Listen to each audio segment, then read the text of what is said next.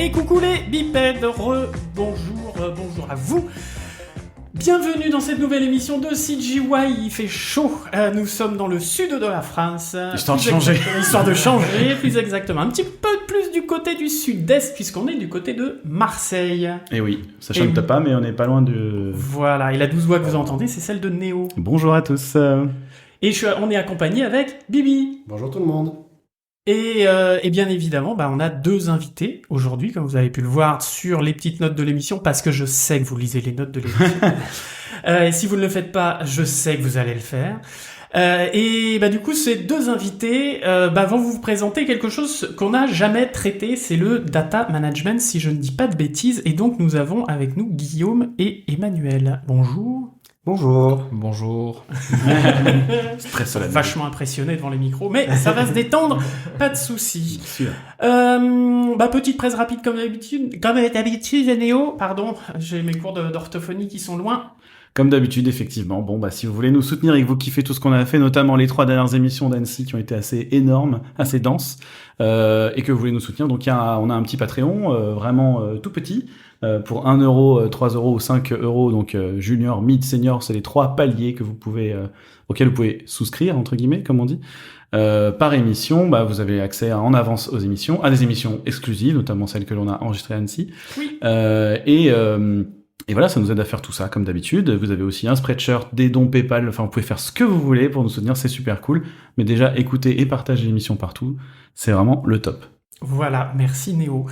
On attaque dans le dur, mes petits loulous, parce que là, il y a quand même beaucoup à vulgariser et puis à expliquer un petit peu c'est quoi le data management. Je pense que tout le monde connaît Shotgun, enfin maintenant Shotgrid, pardon, puisque ça a été renommé par Autodesk. Ou F-Track, je pense que c'est... Ou F-Track aussi.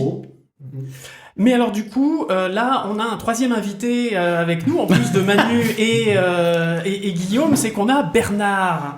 Alors expliquez-nous un petit peu qui est Bernard. C'est une intelligence artificielle? Comment ça se passe? D'où venez-vous?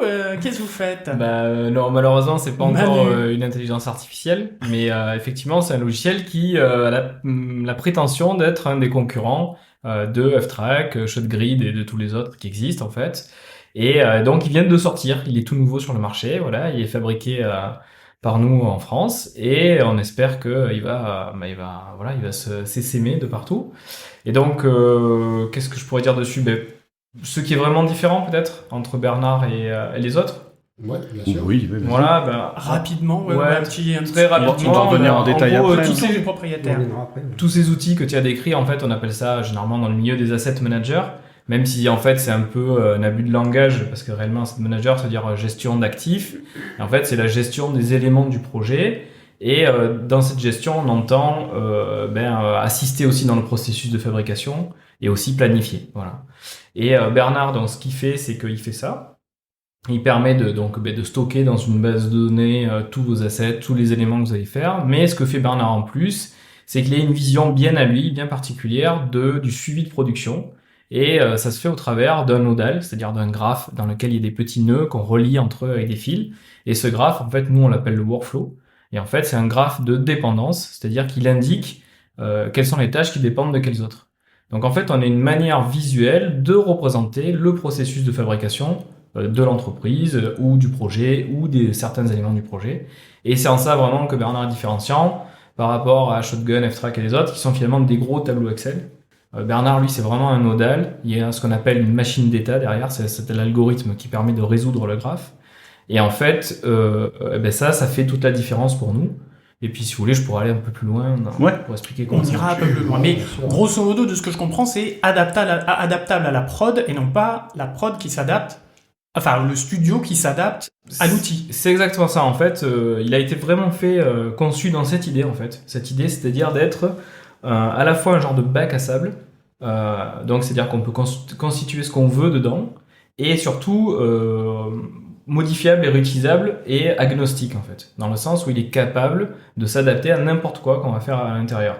Un peu comme Houdini, mais quand même moins complexe qu'Houdini bien sûr. Et en fait, ce qu'il y a de bien, c'est que si vous voulez, à partir du moment où vous avez un processus qui est sérialisé, genre vous fabriquez des vélos, vous fabriquez, j'en sais rien, moi, vous faites des campagnes de marketing en série, vous faites n'importe quoi qui est toujours plus ou moins le même processus, en fait Bernard est pertinent à partir de ce moment-là. Évidemment, il y a plein d'outils qui sont associés à la création numérique, comme le fait de pouvoir regarder les images, de mettre des corrections visuelles et des trucs comme ça qui sont des trucs de notre métier. Mais en fait, on peut faire n'importe quoi avec. On peut même faire la compta, en fait, si on veut, dedans. Alors, Le fameux Bernard de la compta. C'est là où il fallait arriver. Parce que du coup, bon, Bernard, il est très sympa, mais vous, du coup, qui vous êtes, d'où vous venez, pourquoi vous avez décidé, du coup, de faire Bernard et de le créer, Bernard? C'est bizarre à dire. Oui, en fait, Guillaume. à la base, on est des amis. On se connaît depuis l'âge de 15 ans. On était à l'école ensemble. Et quand on était jeunes, du coup, on avait créé un groupe d'amis qui s'appelait Arts. C'est d'ailleurs le nom de notre société aujourd'hui. Et dans ce groupe d'amis, on faisait déjà des courts-métrages, on s'amusait, on faisait du jeu vidéo, des trucs comme ça. Mais on avait ce truc de vouloir faire des courts-métrages avec des effets spéciaux. On avait fait des films avec des crevettes, des trucs comme ça. On a fait pas mal de choses, hein. On avait fait des petits festivals. On n'a jamais gagné. Mais quand même, On pourra les retrouver sur YouTube? Ouais. Non. Ok, donc vous les retrouvez dans les notes de l'émission. Donc, Voilà. continue Guillaume. Mais donc du coup, tout est parti de là en fait. On était vraiment un groupe soudé. On avait cet espoir d'un jour travailler un peu tous ensemble. Et bon, le fait est que moi j'ai commencé ma carrière dans les effets, enfin dans l'animation, dans une société qui s'appelle Action Synthèse. Manu il travaillait déjà. Qui était basé à Marseille d'ailleurs. Qui était basé à Marseille. Et du coup, on a commencé à travailler ensemble dans une société donc pour faire le film Pollux, c'est mal enchanté. Ouais. C'était en 2000. Et après, moi j'ai toujours eu cette idée en tête de faire un projet avec mes amis, qu'on fasse vraiment notre société, qu'on recrée ce Arts qu'on avait fait quand on était petit. Et puis c'est ce qu'on a réussi à faire en 2012 en créant une société qui s'appelle 3D Match Mover. Et c'est là où on a commencé à retravailler ensemble. Et de 3D Match Mover a découlé Bernard derrière. Mais voilà. Mais après, moi, j'ai eu une carrière, en fait, où j'ai commencé en tant qu'artiste, hein. Au départ, j'ai commencé en faisant du rigging avec un certain Frédéric Bonometti, qui a travaillé avec beaucoup de monde. Qu'on salue s'il nous écoute. On le salue s'il nous écoute. Puis après, je suis passé par de la texture, par du VFX. Donc après, moi, j'ai quitté, du coup, le Mal Enchanté. Je suis parti en Australie. Je suis allé travailler chez Animalogic.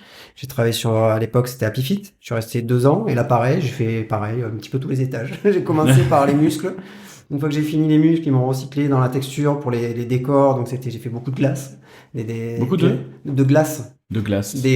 Comment ça s'appelle? Des Happy montagnes. Dans Happy Happy Fit. Feet. Ah, de la glace dans Oui, son... de la- Ok. Les icebergs, voilà. Pardon. Et donc du coup les icebergs, tout ça. Et puis ensuite, je suis allé faire du snow kick, donc c'était des coups de pied dans la neige parce qu'ils dansaient les pingouins. Là. Et voilà. Et donc suite à ça, je suis parti un petit peu au Canada. Là, j'ai travaillé dans une société qui s'appelle Hybride. Donc là, c'était vraiment du VFX. Et donc là, j'ai eu la chance de travailler sur des super projets. On a pendant 5 ans.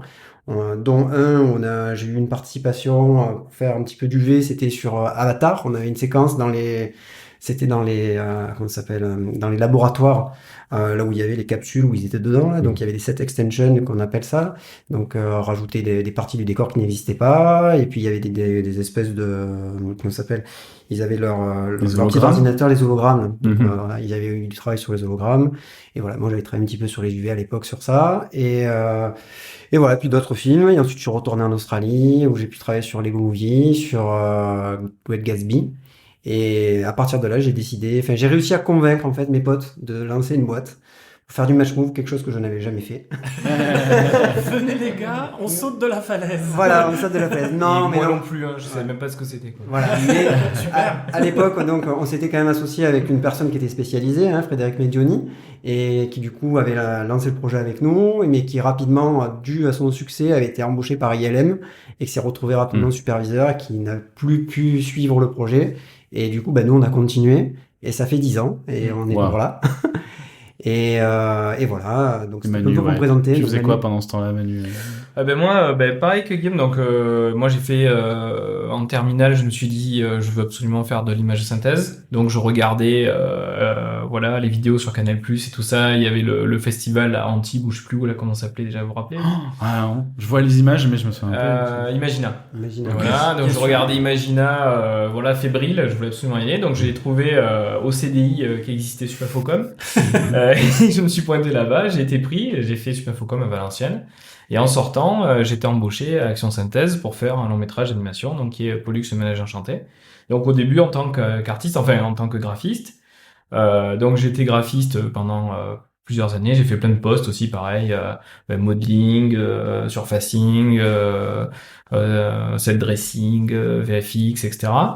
Et Tout ça sur Pollux? ouais, j'ai fait plein Pollux qui était le premier long métrage, c'est ça que tu disais? C'est ça, le premier long En métrage synthèse. d'animation sorti au cinéma en France, produit Français, par ouais. Pathé, voilà, En avec un synthèse. gros budget, en image synthèse, voilà. Wow, ok. Voilà.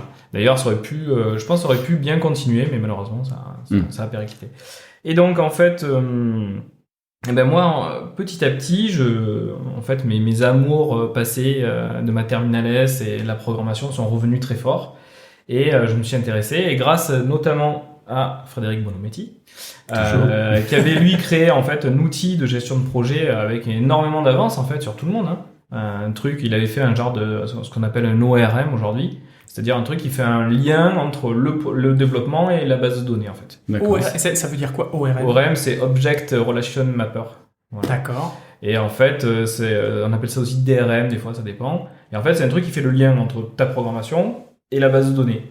Donc au lieu de dire tiens, je vais chercher dans la base de données les plans, ben, tu as un outil informatique qui te dit je veux le plan. Tu vois, tu écris getShot par exemple de la séquence 18 et hop, il te sort tous les shots, tu vois. C'est un raccourci en fait.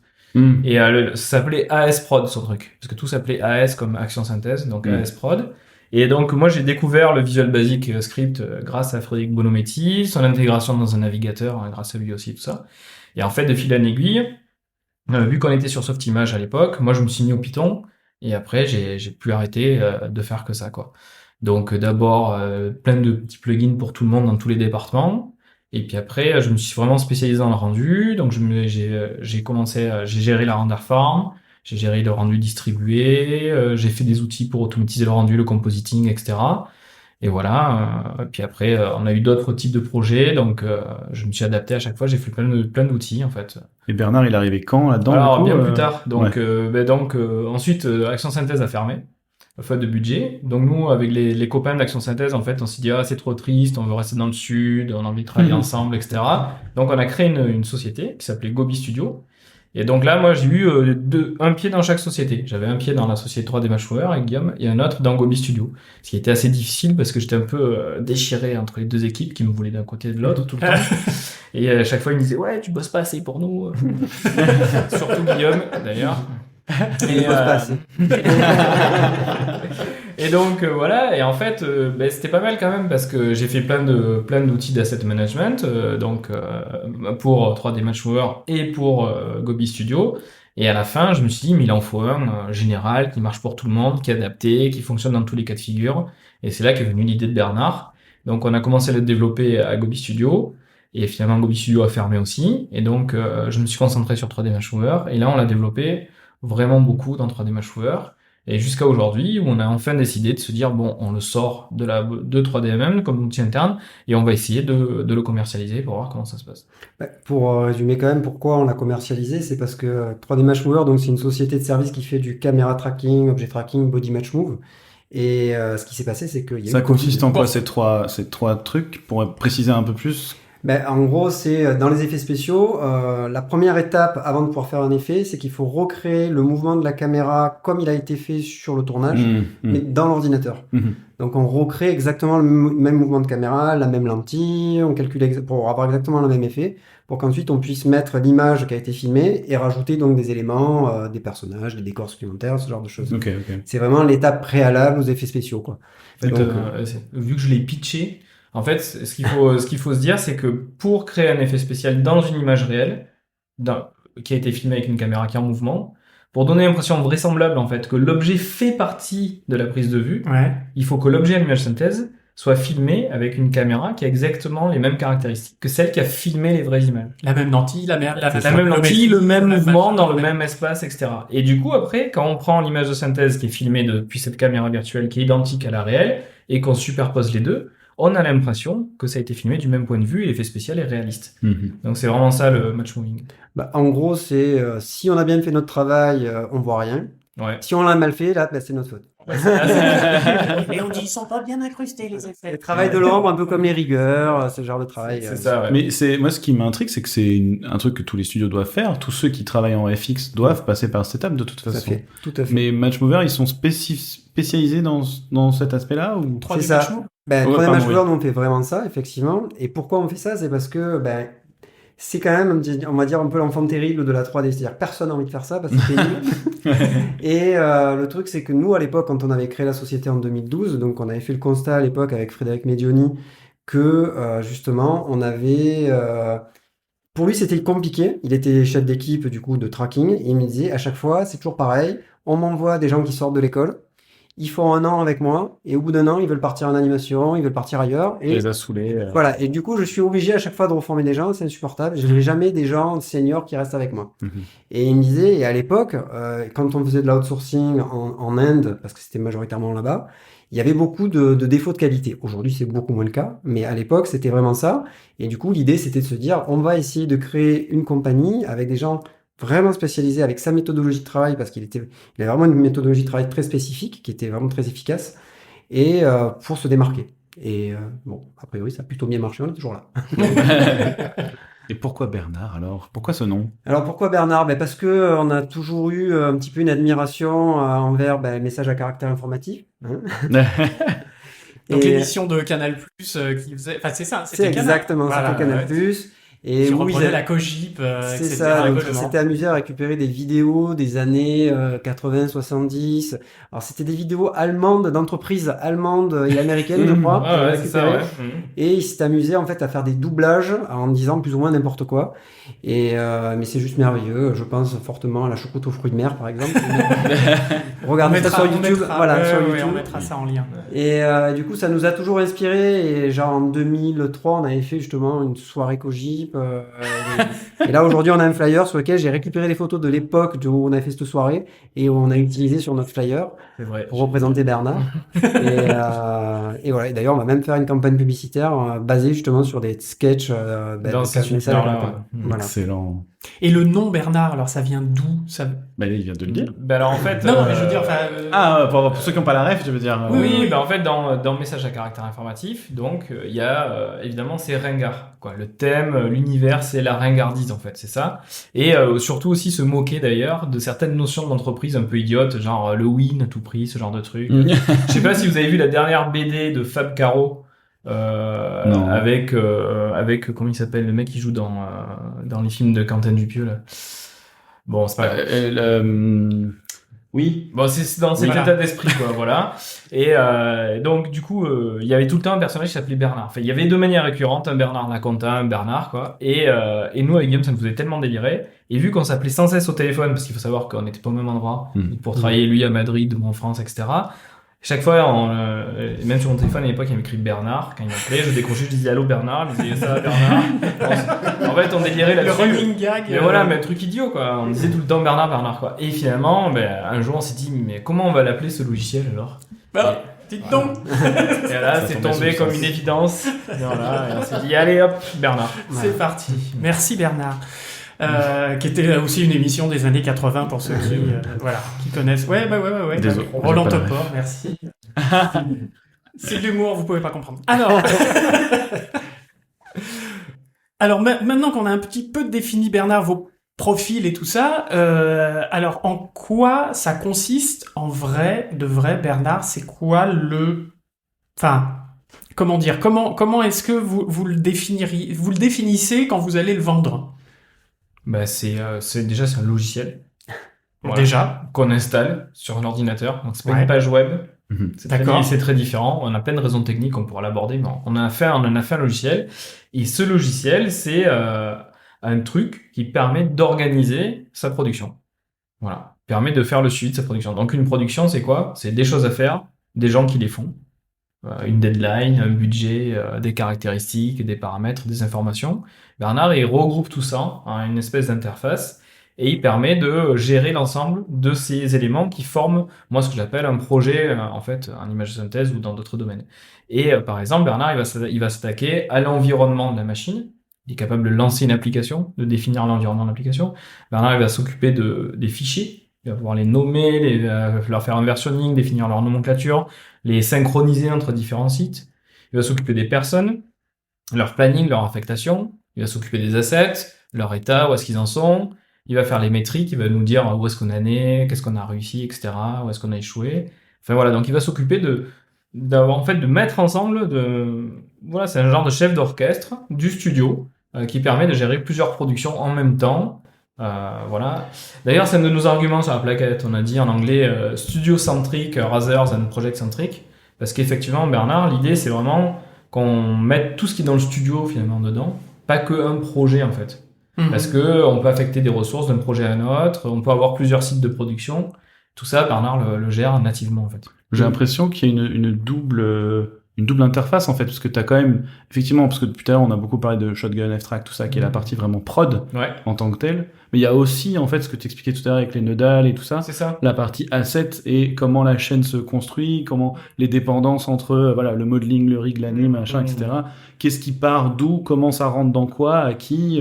C'est ça. Il y a les deux en même temps en fait. C'est exactement ça. En fait, c'est vraiment ça qui est important parce que en réalité, je donne aussi souvent cet argument quelque part pour dire en quoi il est différenciant par rapport aux autres solutions. C'est que dans Bernard, d'un côté, on a ce nodal qui est quelque part une explication de comment on produit. Donc, c'est-à-dire que souvent, quand on arrive dans une entreprise, et moi, ça m'est arrivé un million de fois, sauf quand il y a eu Frédéric Bonometti, parce qu'il tenait, lui, des documents à jour de process. C'était lui, Bernard. C'est personne d'autre qui a fait ça dans ma vie. Et en général, quand je me suis pointé en production, c'était bon, ouais, on va t'expliquer. Va voir Michel, il lui sait faire cette partie. Ah, t'as pas les plugins. Ah, comment ça se fait que t'as pas les plugins? Attends, je sais pas pourquoi t'as pas les plugins. Il est où ton ordinateur? Enfin, plein de questions comme ça qui arrivent à tous les gens qui rentrent en prod, en fait. En fait, Bernard, déjà, il résout ça. Parce qu'il y a un graphe qui montre où t'es, qui t'es toi, ce que tu dois faire, qu'est-ce qu'on attend de toi, tes instructions. D'accord. Donc déjà, Bernard, il décrit visuellement le process pour tout le monde. Donc il met d'entrée de jeu tout le monde d'accord. Il n'y a pas de je suis pas à jour. Comment ça, t'as pas fait ton export EXR en LWA derrière? Comment ça se fait? En fait, si, dans Bernard, obligatoirement, tu l'as fait. T'es passé par le nodal et donc t'as suivi le process qu'on a indiqué. Donc si je comprends bien, pardon, je t'interromps. Vas-y. Imaginons une situation.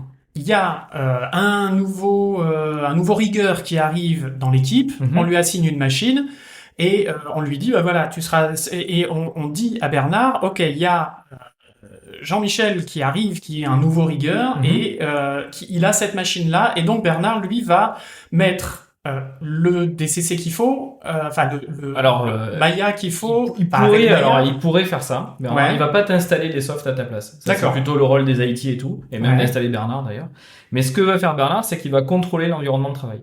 Donc par exemple, le mec, il va recevoir par mail son login, il va s'installer sur sa machine, il va se loguer à Bernard, et là il va aller dans sa vue My Task, et il verra ce qu'il a à faire. Quand il cliquera sur sa tâche, il verra où est-ce qu'il est dans le workflow. Donc, où est sa tâche dans le process par rapport aux autres, qu'est-ce qu'il attend des autres, qu'est-ce qu'il va livrer. Il va avoir aussi ses instructions qui vont lui permettre de le guider. Et donc, et aussi, quand il va double-cliquer sur ouvrir sa scène ou je sais pas quoi, Bernard va contrôler ça aussi. S'il a besoin d'un plugin, s'il a besoin de quoi que ce soit, alors c'est pas Bernard automatique, le gère ou pas? Alors voilà, c'est ça. Bernard le gère, mais il faut que toi tu le configures quoi. D'accord, oui, bien sûr, il faut qu'il soit configuré à la base. Il invente pas, bien sûr. Bien sûr, comme la nomenclature. Par exemple. C'est comme la nomenclature, par exemple. Bernard va gérer la nomenclature de tes fichiers de versionning, mais tu dois définir via une expression quelle est la nomenclature que tu attends. Mais ça, tu le définis en amont. En pré-prod, tu sais que tu vas avoir besoin de tel et tel plugin, de tel versionning, de tel... Mais l'avantage de Bernard, justement, par rapport à ça me permet justement de rebondir à ce que tu dis. Donc, tu vois, une fois que tu as ce workflow qui est donc la description du process visuel que la personne va utiliser, en fait, si tu as besoin, par exemple, de rajouter une étape, tu peux le faire en cours de prod, tu vois. Et c'est actif pour tout le monde, tu vois, ça va fonctionner. C'est-à-dire qu'imaginons derrière le modeling, tu passais, je sais pas, aux UV, direct, et puis finalement, en cours de prod, je sais pas, c'est la mouise, tous les modelings sont pourris, et là tu dis, bon, il faut absolument qu'on fasse mettre une validation de modeling avant les UV, parce que les mecs, ils refont 5 fois les UV, ça sert à rien. Et ben là, tu vas dans ton workflow de tes assets sur lesquels il y a du modeling, donc pas les shots, évidemment, et là, tu vas introduire un node entre modeling et la validation, par exemple. entre modeling et UV, Et UV, pardon, tu vas ouais. mettre un node de validation du modeling. Et là, du coup, automatiquement, tous les assets vont être affectés par ça. Et tous les gens qui avaient fini leur modeling, d'un coup, ils se retrouvent avec une validation qu'ils n'avaient pas avant. Hmm. Tu vois, t'as rien besoin de spécifier. Automatiquement, t'as changé ton process. Mais en fait, tout le monde est obligé de le suivre et tout le monde est au courant instantanément. Oui, D'accord, donc il y a ça ce se côté base pas dynamique. sur juste une communication d'un mail C'est ça, entre voilà. une personne et une C'est ça. autre. C'est C'est ça. dans ton process. Et en fait, quand toi, tu dois envoyer ton taf, t'as pas le choix que de passer par là. En C'est fait. ça. Et les gens affectés le savent. C'est-à-dire que le gars qui a fini son modeling, il va dire juste modeling done. Le fichier est exporté, tout le process que tu auras mis en place dans Bernard. Mais le gars qui doit valider aussi, d'un coup, dans sa liste de tâches, il voit tous les modelings à valider, ce qu'il n'avait pas avant. C'est nouveau, mais il a maintenant. Et juste pour rebondir sur ce que tu disais sur la pré-prod, ce que Bernard permet justement, c'est que tout ce paramétrage que tu vas faire, tu peux générer des templates. C'est-à-dire qu'une fois que tu as paramétré pour un projet, par exemple d'animation, derrière ça, tu te crées un template de ton travail. Et Ouais. donc toute la gestion de la nomenclature, comme c'est des expressions, ça va prendre par exemple le nom du projet, le nom de la séquence, le nom du shot, et ça va te générer un nom. Et donc ça va être générique. Et donc ça va te permettre vraiment d'avoir ton projet déjà setupé pour la prochaine fois. Après, tu peux le faire évoluer, faire d'autres templates évidemment. Mais c'est vraiment cette idée dans Bernard, c'est de générer des choses réutilisables. Donc on veut vraiment faire des templates, que ce soit un template d'un projet global, mais c'est aussi des templates pour des assets, pour des personnages, pour des shots, des séquences. Enfin, on peut faire des templates pour tout. Ouais, ça Et fonctionne comme ça. Ouais. Ça fonctionne sur un principe de modèle et nous, ce qu'on appelle des références. C'est-à-dire que par exemple, si tu fais un shot, le shot, c'est une référence et il a son modèle et le modèle, c'est celui qui décrit le workflow du shot en fait. D'accord. Mais ça, c'est disons, la meilleure la meilleure situation possible quand tout se passe bien, etc. Mais on sait bien que forcément, il y a des projets, notamment, je suis désolé, je le nomme encore, mais Arcane, par exemple, qui a une manière assez spécifique de faire ses décors, par exemple, de faire, voilà, qui demande, en fait, de changer vraiment des gros morceaux de chaînes de fab, etc. Ça, c'est adaptable quand même, ou est-ce que c'est quand même... Ma question, en fait, c'est parce que tu disais que c'est quelque chose de réutilisable et donc, entre guillemets, générique, le plus possible, en tout cas. Comment est-ce que ça s'adapte à des trucs très particuliers, justement, où là, tout d'un coup, bah, on peut pas vraiment non plus utiliser la méthode, tu vois. En fait, tu as deux cas de figure. Soit tu es dans un process qui est très, on va dire, industrialisé et très cadré.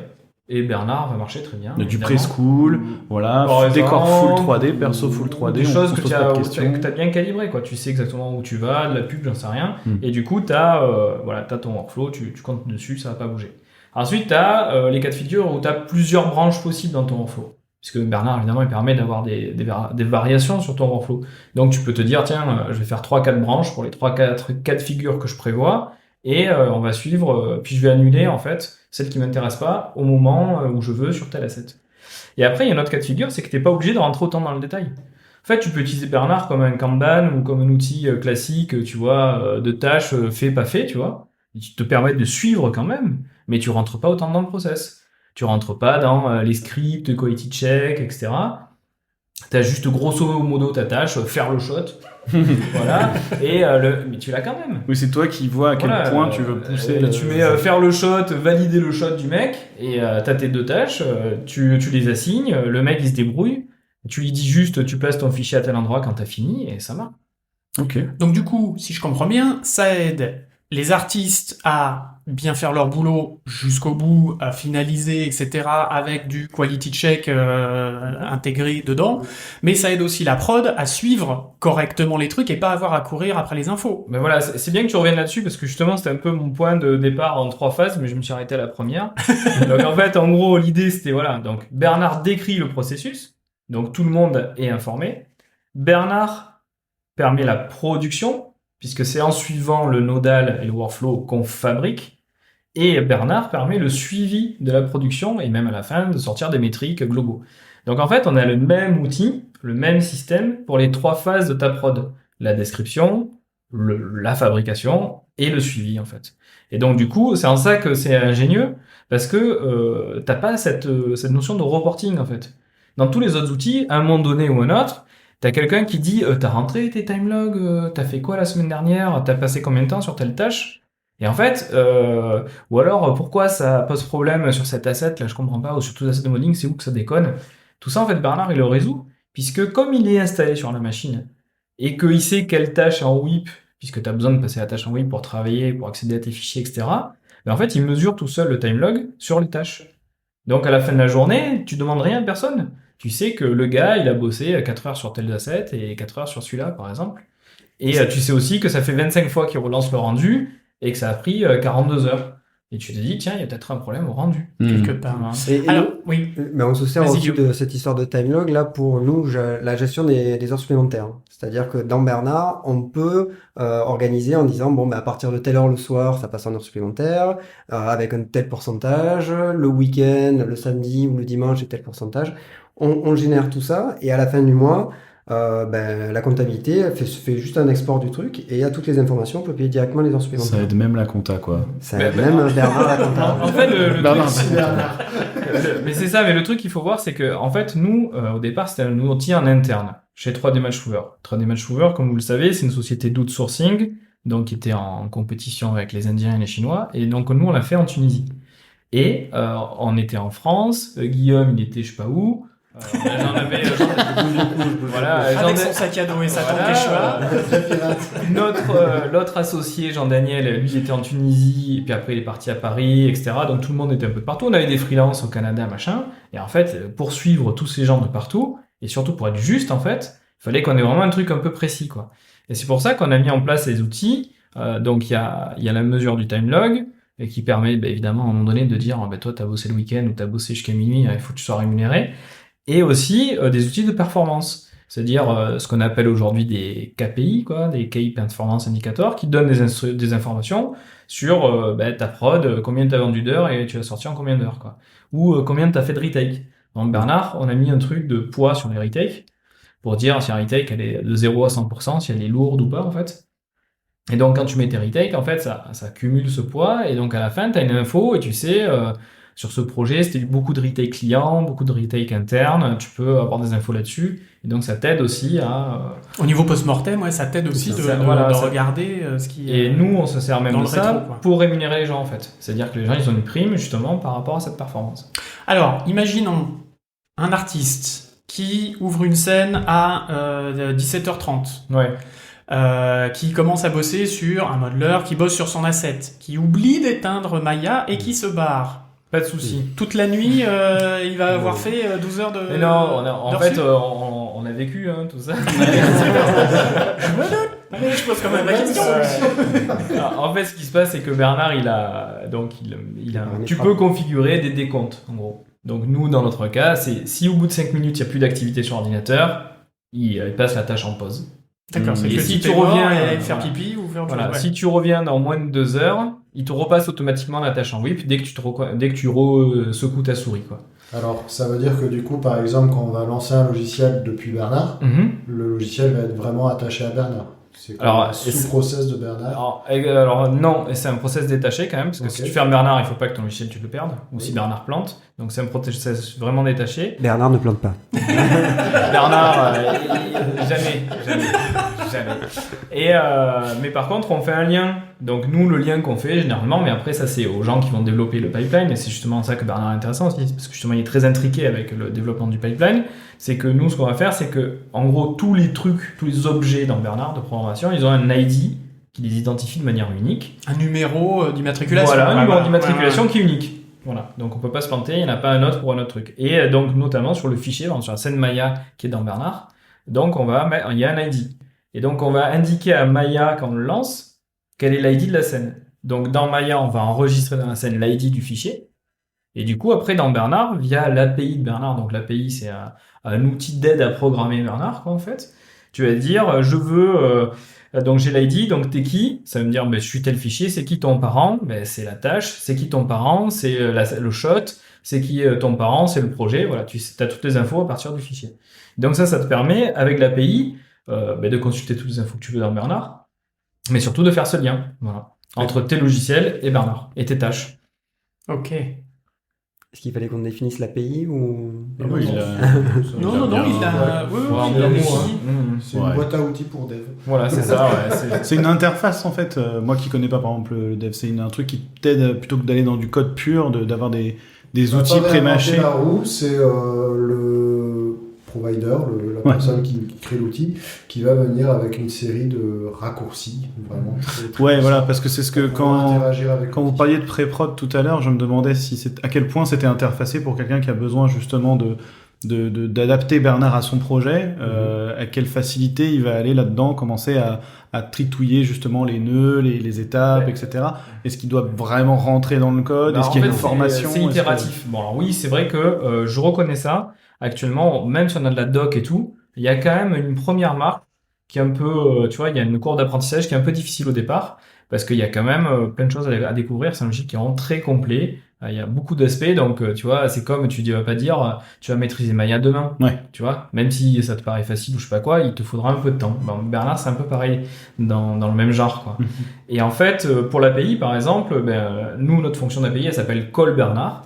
Donc tu écris call Bernard. Donc après, t'as Bernard avec toi en objet Python, quoi, et tu dis Bernard, par exemple, tu as une fonction qui s'appelle find object.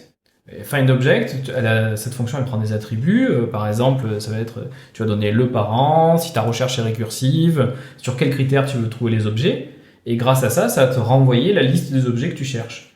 Et ensuite, tu as plein d'autres méthodes qui te permettent d'agir sur ces objets, changer l'état d'une tâche, le renommer, changer un attribut, tout ce que tu veux en fait. Après, quand on fournit Bernard, on donne quand même des templates. Genre, il y a un template d'animation, un template de VFX qui permet de pas partir, on va dire, on n'est pas en slip, quoi. On part avec et puis surtout, Bernard n'est pas en slip. Surtout, nous, on est là, quoi. C'est notre but. C'est-à-dire que pour l'instant, on est 3 et voilà, on fait ce qu'on peut. Mais le but, c'est quand même d'accompagner les gens qui décident de choisir Bernard, ce qui nous fait énormément plaisir. Choisissez Bernard, c'est pour votre bonheur. C'est pour vous. Votez Bernard. Voilà, votez Bernard. Mais ceux qui choisissent Bernard et qui se disent, bon, mais tiens, on va essayer de passer notre pipe dessus, notre prod, nos projets, on va les accompagner. Vraiment, de manière étroite, on va les suivre pour qu'ils y arrivent. Alors, Voilà. juste pour corriger Manu, quand même, on est 3, oui, en France, on va dire les 3 associés, mais après, on a une équipe de développeurs, 6 personnes de développement, plus un développeur senior. Un demi-Rémi. Un demi-Rémi. Un V ou un Mi, alors Voilà. visiblement. Développeur de Rhizome UV. Voilà, qui développe en partie Bernard aussi. Et justement, alors du coup, qui sont vos principaux clients, pour qui vous avez bossé? Quel genre de projet déjà Bernard a déjà réussi à amener Qui a voté Bernard? Oui. Qui a voté Bernard? Alors, chez 3D Match Mover, Bernard a permis de faire de très beaux projets, comme actuellement, là, vous avez le Top Gun qui est au cinéma. La dernière de Stranger Things, on a eu pas mal de shots là-dessus. On travaille actuellement sur le dernier Game of Thrones qui sortira, je pense, à la fin. Ouais, qui va sortir en août. Bon, voilà, on a eu la chance de travailler sur beaucoup de beaux projets comme ça avec 3D Match Mover. Et aujourd'hui, donc, on est dans la société 2 minutes. Ils sont en train de faire un film qui s'appelle Lendaris. Donc là, c'est un projet intéressant pour nous parce qu'ils sont multi-sites, donc ils ont plusieurs studios. Ils en ont un à La Réunion, un à Angoulême et un à Paris. Donc il fallait que tout ce beau monde travaille ensemble. Donc ça nous a permis de faire ça. On travaille aussi avec Unitimage. Donc avec Unitimage, donc là, on a un petit challenge avec eux, c'est que eux... ils ont adoré Bernard. Par contre, ils ont un pipeline qui est solide. Ça marche bien. La société fonctionne très bien pour les gens qui la connaissent. Et donc, du coup, ils nous ont dit, bon, nous, ce qu'on veut, c'est que Bernard va d'abord se connecter à notre pipeline. Donc, eux, ils utilisent Kitsu et ShotGrid. Et il faut d'abord qu'on lise et qu'on puisse écrire sur les deux. Donc on communique avec eux. Ça c'est fait, ça déjà. Voilà, ça c'est fait. Yes. Pour que on l'espère ensuite, ils basculent gentiment, tranquillement vers Bernard et qu'on arrive à... Voilà, parce que eux, ce qui les intéresse vraiment dans Bernard, c'est le Gantt. Donc pour ceux qui connaissent pas un diagramme de Gantt, c'est un truc qui représente les tâches et leurs dépendances. Donc c'est une forme de planning avec des dépendances dedans. Et donc dans Bernard, il y a un diagramme de Gantt. Il y a aussi une vue qui s'appelle la workload, qui est un peu l'équivalent du diagramme de Gantt, sauf qu'en fait, la workload, ça représente les tâches des utilisateurs. Donc, au lieu que ce soit du point de vue de l'asset, genre l'asset, on va dire, tiens, il y a tel asset, il y a modeling, texture, shading. Bon, mais quand on est en workload, c'est telle personne, il fait quoi? Modeling, si c'est un modeleur. Voilà. Donc, c'est comme ça que les deux choses sont présentées. Et donc dans Bernard, il y a cette vue workload et il y a ce diagramme de Gantt. Et en fait, Unity-Image, qui ont un fort pouvoir de persuasion, nous ont dit. Mais attendez les mecs, votre workload, elle est bien, mais nous on veut ça, ça, ça et ça. Et on a dit, mais oui, bien sûr. Et donc là, maintenant, on est en train de suer sang et eau pour sortir le truc. Parce qu'on dit toujours oui, bien sûr. Mais du coup, ça fait évoluer les retours utilisateurs font évoluer. Carrément, là, on retape tout là. Ouais. Et puis la chance qu'on a, c'est que du coup, là chez Unity-Image, l'un des associés qui s'appelle Léon Bérel, quelqu'un qui est lui aussi depuis fort longtemps dans l'industrie, nous fait des retours et ce qu'il fait, c'est qu'en plus, ces demandes, il essaie de faire des demandes génériques. C'est-à-dire qu'il essaie de penser quand il nous demande des devs particuliers. Qu'est-ce qui va marcher partout pour nous éviter de faire quelque chose vraiment spécifique pour eux, et puis même nous c'est un peu notre devise, c'est-à-dire qu'on est prêt à aider les gens à faire des choses qui les intéressent, mais il faut évidemment que ce soit quelque chose qui puisse être utilisé par tout le monde. Et donc on va avoir une belle nouvelle version normalement mi-juillet, fin juillet, un truc comme ça. Voilà, après sinon il y a Le Truc aussi, qui est une boîte qui est spécialisée dans les visualisations de montres. Donc ils sont eux basés en Suisse. C'est le nom de la société. Ouais, le truc, ouais. Donc ils sont en Suisse et ils font vachement de montres, genre Tiger, Rolex, ce genre de trucs. Ils font des vidéos spécialement pour ces gens-là. Donc c'est un peu un métier de niche, mais ils font beaucoup d'images de synthèse. Et donc pareil, ils passent sur Bernard. Et après il y a aussi une boîte japonaise qui s'appelle Megalis. Peut-être que vous connaissez. Oui, parce qu'ils ont travaillé sur Oni, il me semble. Exactement. C'est là où a travaillé Oni, qui va bientôt sortir sur Netflix. D'ailleurs, on travaille aussi avec eux, avec 3D Matchmover, et on travaille aussi avec eux, puisque là, ils sont en train d'implémenter Bernard. Et là, ils l'utilisent d'une manière très différente de tous les autres, en fait. Ils l'utilisent un peu comme un genre de gestionnaire de script, quoi. C'est-à-dire qu'ils font, il n'y a pas tellement d'assignation et tout. Ils l'utilisent vraiment que pour balancer du script à gogo, quoi. Ouais. Mais bon, ils vont basculer normalement cet été justement sur la gestion de projet. Voilà, mais pour l'instant, ils sont vraiment restés sur une utilisation très comme un outil d'automatisation exclusivement. Voilà. D'accord. C'est intéressant ça. D'ailleurs, c'est une question qui travaille un peu depuis tout à l'heure. Côté, on est sur un studio manager, mais est-ce que Bernard sert aussi à tout ce qui est tech pour s'organiser dans le travail? Ben ouais, moi par exemple, les tickets de développement, ils sont dans Bernard. Quoi. Ils sont dans Bernard. Il n'y a pas de c'est directement intégré là-dedans. Ouais. En fait, en gros, non, c'est pas vrai à 100%.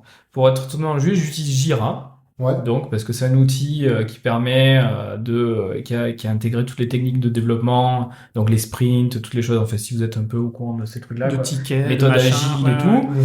Donc ça, c'est dans Jira, c'est quand même assez intéressant. Et en fait, dans Bernard, j'ai mon planning en fait, parce que dans Jira, pour planifier et avoir une Gantt, on a envie de se pendre en fait. Et donc, du coup, j'ai mis tous mes tickets dans Bernard, et puis j'ai créé une petite action, parce que dans Bernard, il existe des actions. Donc des actions, c'est quelque chose qu'on peut appeler contextuellement sur un objet de Bernard. Et quand je clique sur mon action sur un objet de Bernard, ça m'ouvre Jira. Donc j'ai le lien entre les deux assez facilement, parce que je veux garder Jira pour avoir...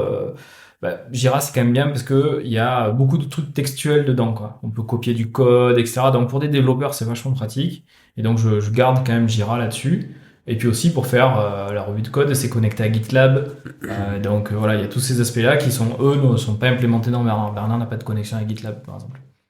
D'accord, mais potentiellement, ça peut en tout cas déclencher des actions dans GitLab, c'est ça? Pas déclencher des actions. C'est dans Bernard que je me suis mis une action pour me faciliter le lien avec Jira. D'accord. Et en fait, dans Bernard, j'ai mon planning surtout. C'est-à-dire que le matin, avec mes développeurs, j'ouvre Bernard, on regarde le planning, où vous en êtes, et puis je leur mets les étapes. C'est-à-dire spec, code, revue de code, test unitaire, écriture de la doc, tu vois, tout ça c'est écrit. Puis moi je dois valider à chaque étape, et donc on voit ce qu'ils font. Et ça, effectivement, dans Jira, t'as un peu un truc de workflow, mais c'est tout naze en comparaison, quoi. Et donc du coup, là, ça te permet vraiment, tu vois, tu peux dire à ton gars, voilà, t'as fini ton code, maintenant il faut faire les tests unitaires, je t'attends sur les tests unitaires sur tel ticket. Voilà, et puis tu peux planifier, tu peux dire, bon, mais en fait, tes specs, elles doivent faire 20, 10, 30, 40%. Ton code, il doit faire 20, 10, 30% du temps de travail, tes tests unitaires aussi.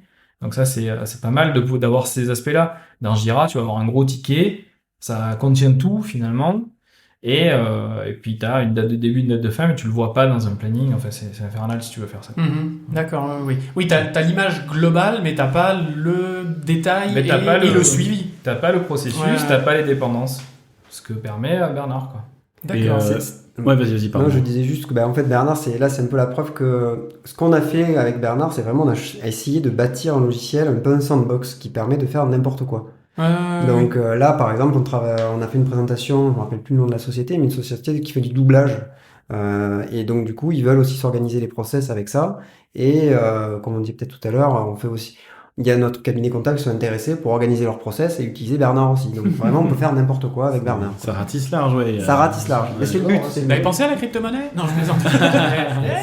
Et en fait, c'est l'étape suivante. On avait prévu des cryptos Bernard, mais bon. On en parler de la prochaine émission. Bernard Coin. Tu voulais dire quelque chose, Bibi? Non. Bah, du coup, comme tu commences à parler un peu des logiciels qui sont liés à Bernard, quels sont est-ce que déjà une passerelle envers un logiciel que vous n'auriez peut-être pas encore intégré, etc., c'est assez facile à faire? Et quels est les logiciels de manière globale déjà que on sait, voilà, demain, si j'ai Bernard, je peux bosser avec Maya, Hervé, je sais pas. Alors, on n'a pas beaucoup d'intégration pour l'instant parce qu'en fait, finalement, on a fait que des trucs qui nous servaient à nous. Donc, on a une intégration avec 3D Equalizer avec Maya. Nuke aussi, voilà. Okay. Et en fait, il faudrait qu'on en fasse plus, mais c'est vrai que je me suis pas du tout concentré là-dessus. Et 2 minutes, par exemple, a fait un pont avec Unreal. Ouais. Donc là, eux sont capables de créer leur scène Unreal, faire des rendus automatiques et tout ça géré par Bernard. Ok. Et pareil, je pense qu'ils sont en train aussi de faire leur pont avec Blender, non? C'est eux, c'est le truc. Blender, c'est le truc. C'est le truc. Donc en fait, oui, tu peux faire un pont vers n'importe quel logiciel qui te permet de programmer avec. Hein. Donc tous les grands logiciels de la 3D évidemment et même de la 2D, je pense pour la plupart, on peut faire ça. Mais c'est vrai que nous, là-dessus, on a un peu de retard. C'est vrai que nos concurrents, ils ont tous des plugins pour plein de logiciels. Nous, ça manque. Après, l'API permet quand même de faire ça assez rapidement et facilement. Si toi, t'es développeur, tu sais le faire. Oui, parce que C'est la question de est-ce que vous guidez aussi sur comment implémenter pour que ce soit compatible Bernard ou ça fait pas partie de votre suivi avec les entreprises? Bah, je pense qu'il faudrait qu'on fasse un peu une doc de guideline. Tu veux faire ton plugin, c'est quoi les bonnes recommandations? Après, c'est vrai que comme Guillaume a dit, Bernard il est très ouvert, donc en fait, tu peux complètement changer de manière de faire. Tu vois, tout à l'heure, je te donne un exemple, j'ai dit on utilise l'ID du fichier, par exemple, pour travailler dans la scène. Mais en fait, il y a des gens qui ont peut-être d'autres process ou d'autres manières de faire, ou peut-être qu'ils mergent plein de fichiers dans une scène ou je sais pas quoi, et peut-être que leur lien, ça va pas être l'ID du fichier, ça va être l'ID d'autre chose. Et donc, en fait, je pense qu'il y a chacun peut faire comme il veut, quoi. Mais c'est vrai qu'on devrait faire un truc un peu qui est le standard, on va dire, qui va pas dépayser tout le monde. Après, nous, ce qu'on fait, c'est qu'on fait de l'accompagnement. C'est-à-dire qu'on sait que justement, comme c'est un peu un virage, pas à 180 degrés, mais on accompagne les gens dans le fait de bâtir ce workflow. Parce que souvent, c'est ça, les gens, ils savent à peu près comment ils travaillent, mais quand on commence à le mettre sur le papier, ça commence à être compliqué. Et c'est là, nous, on les accompagne au départ. Pour la transition. La bascule. Bernardesque. C'est vrai que ça, c'est vraiment une phase qui est super intéressante parce qu'on l'a fait plein de fois, parce qu'on l'a fait à la fois avec les vrais clients, ceux qui sont impliqués, et aussi avec des démos. Et en fait, les gens, le jour où on fait la démo, on leur dit, bon, ben, allez, on fait le workflow, alors comment tu bosses? C'est quoi ta première étape?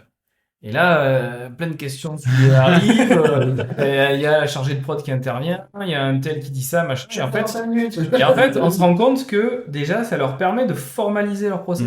Rien que le fait d'avoir Bernard et d'avoir cet outil qui permet de designer le truc, ils commencent à formaliser, ils se rendent compte, en fait. En fait, on se rend compte qu'ils l'ont jamais mis sur le papier. Ils l'ont toujours en tête, ils savent comment ils bossent, évidemment, puisqu'ils produisent, ils gagnent leur vie, ils savent ce qu'ils font. Mais en fait, ils l'ont jamais formalisé. Et Bernard, justement, va leur imposer de formaliser le process. Et de décrire comment ils fabriquent. Et finalement de le mettre à plat et de voir où est-ce que ça cause un rouage, quoi. Puis des fois ils vont se poser des questions. Par exemple, tu vois, il y a une question qui revient tout le temps, et d'ailleurs ça va peut-être être un nouveau feature de Bernard, c'est que les gens ils se posent la question de la parallélisation. C'est-à-dire que tu as les gens qui sont prêts à bosser itérativement, quand ça c'est fini, je commence ça. Mais il y a des gens qui disent « Ah non, mais en fait, même si c'est pas fini, je m'en fous, je veux commencer le reste parce que j'ai pas le temps. » Et donc là, du coup, tu commences à faire des tâches en parallèle, tu vois. Et lesquelles tu vas vraiment faire en parallèle, lesquelles sont mergées à la fin, voilà, tout ça, mais en fait, tu vas le décrire dans ton workflow. Et c'est très intéressant en fait. Mais on se rend compte qu'en général, les clients, ils apprécient faire ça. Au départ, ils sont un petit peu surpris, puis rapidement, ils se prennent au jeu, et là, tout le monde commence à intervenir. Et c'est intéressant, toute la subtilité, je trouve, de ça, parce que moi, ça me fait penser à un truc que j'ai eu à MacGuff qui s'appelle 1K. Je sais pas si vous avez déjà eu l'occasion de mettre l'œil sur ce truc. Ouais, j'avais entendu parler. Qui était un en fait. asset manager Ouais. de là-bas, donc c'est vraiment pareil, des nœuds avec des fils et tu sais, voilà, de quel département ça vient et où est-ce que ça va, etc. Très interfacé et tout. Et le truc subtil, je trouve, c'est de rendre ça agréable aussi pour l'utilisateur, parce que c'est très vite très dense.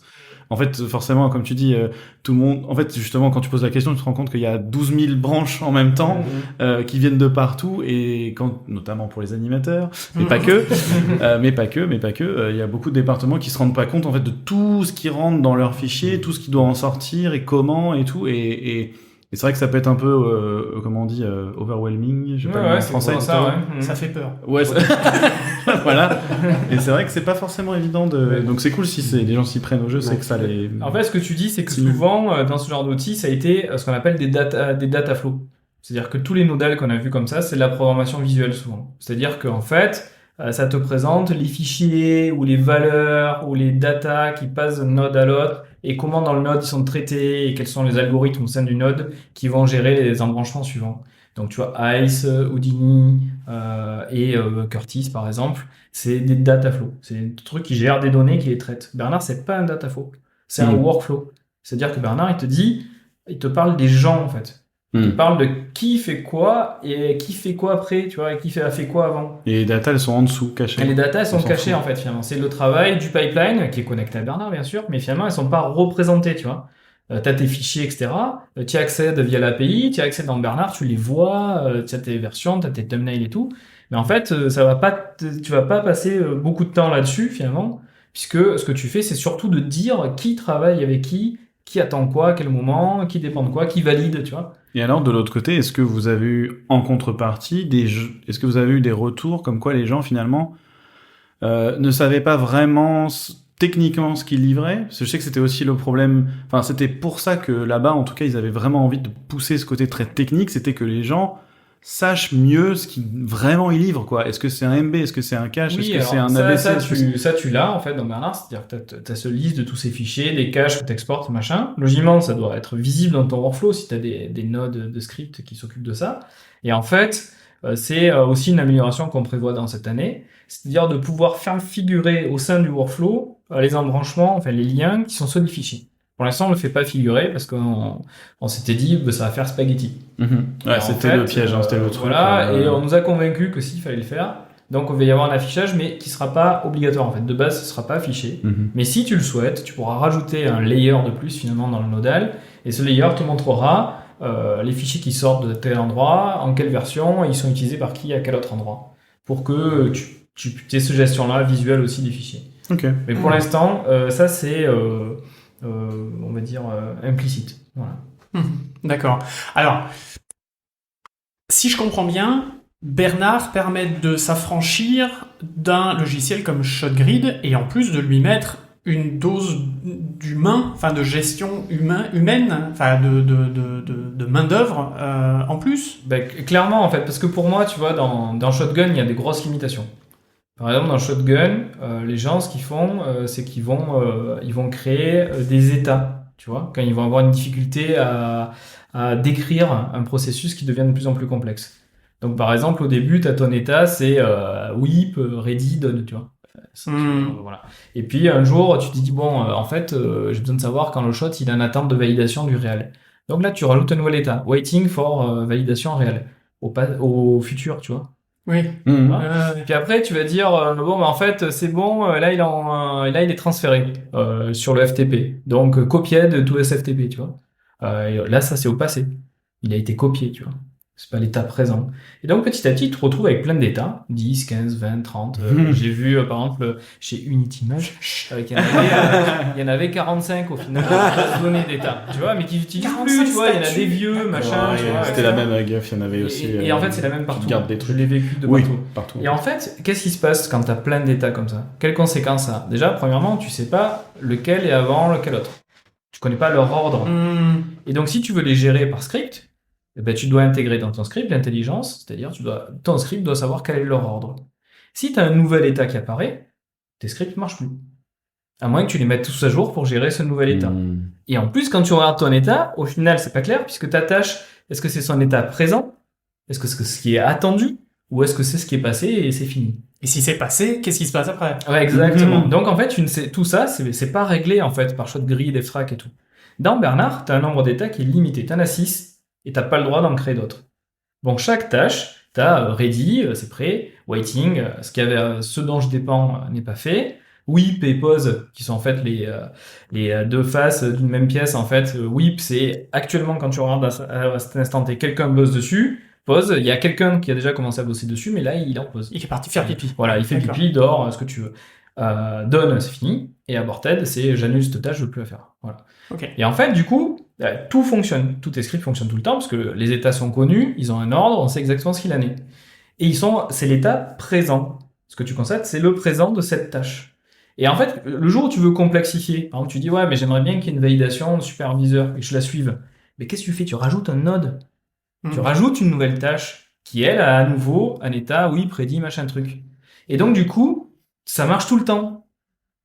Tu vois, tes scripts, ils sont réutilisables à l'infini, tout ton workflow, il fonctionne tout le temps, quelle que soit la configuration que tu vas faire, la complexité, elle va résider dans le graphe, dans ta Tu n'as que topologie. 6 états maximum à gérer. C'est ça. Donc Bernard, c'est le futur dans le présent. Et bien sûr, Exactement. bien sûr. Voilà, donc ça, c'est... Avec un nom du passé. Formidable. Voilà, donc je pense un gros atout, c'est ça aussi. Tu vois, c'est cette contrainte forte qu'on a mis. D'accord. Ben Ouais, c'est super, ouais. Moi, je me rends compte que quand même, Bernard, il a vraiment ce côté écosystème avec plein de services qu'il propose. On les utilise pas, peu importe. Mais par contre, il reste quand même globalement plutôt flexible. Je comprends. Vous permettez d'autoriser, justement, quelle que soit l'entreprise, s'adapter ou venir s'insérer là où ils veulent. Donc, c'est plutôt cool, de bon aspect. Justement, par rapport à ça, deux choses. Côté gestion data, est-ce que Bernard vient avec la capacité de se connecter à une DB ou est-ce qu'il vient avec sa Base de propre données DB? Oui, pardon. Ah, mais ce j'avais genre de entendu choses. IMDB. Je sais qu'est-ce qu'il y a quoi? Et ensuite, en gros résumé, quels sont les différents services potentiels que Bernard va proposer? Est-ce qu'il y a un loader? Est-ce qu'il y a un publisher? Seulement, ce genre de choses. Alors en fait, par rapport à la base de données, en fait, Bernard, c'est un logiciel cloud. Donc c'est un logiciel aujourd'hui qu'on appelle SaaS. C'est-à-dire que quand tu installes Bernard, en fait, il est adossé à une base de données, en fait, automatiquement. Donc dès que tu rentres un truc dans Bernard, c'est automatiquement enregistré dans la base. Tu peux pas faire autrement, quoi. C'est impossible. Dès que tu écris le moindre truc, dès que tu définis le moindre truc, c'est dans la base, en temps réel. Et donc c'est ça qui permet que tout le monde ait accès aux mêmes informations au même moment. C'est que c'est dans la base et que la base informe tout le monde. En fait, il y a un système de synchro, tout ça, c'est très compliqué, mais bon, on s'en fout. Et cette base de données, c'est une base de données MongoDB. Et donc, elle contient toutes tes datas en permanence. Et cette base de données est dans le cloud. Et dans le cloud, absolument. D'accord. En fait, c'est nous qui la mettons en œuvre pour les clients. Voilà.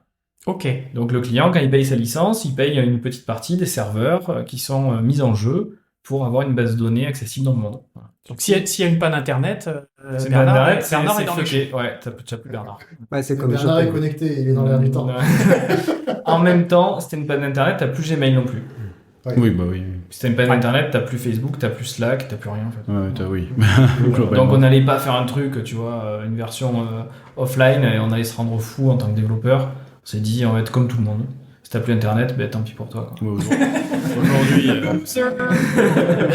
Ça, et puis du coup, Bernard, il gère aussi tout ce qui est file system. C'est quoi les différentes features? Voilà, alors il est sur Mac, Windows et Linux. Ok, super. Donc il fonctionne sur le système de la machine. Donc si ta machine accède à un NAS ou à des fichiers en local, ben Bernard y accède aussi, exactement avec les mêmes droits que l'utilisateur qui se logue sur Bernard. Et ensuite, pour répondre à ta question de service, par exemple, tu parlais de loader, publisher, tout ça. En fait, ça, c'est le genre de truc qu'on va faire dans une petite tâche. Une tâche de script. Tu vois, il y a des gens, par exemple, on a vu chez comment ça s'appelle, la boîte de Madrid, là. Pas Lion. Elanchito Ouais, non, chez Skydance Animation, Skydance. par exemple, puisque c'est un client qu'on essaie d'avoir avec Bernard.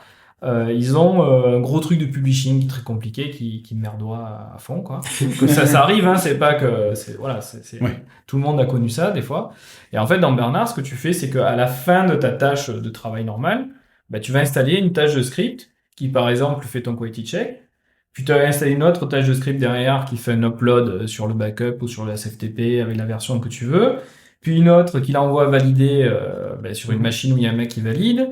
Et puis une petite dernière qui informe le département suivant que c'est bon, c'est prêt, tu vois. Ouais.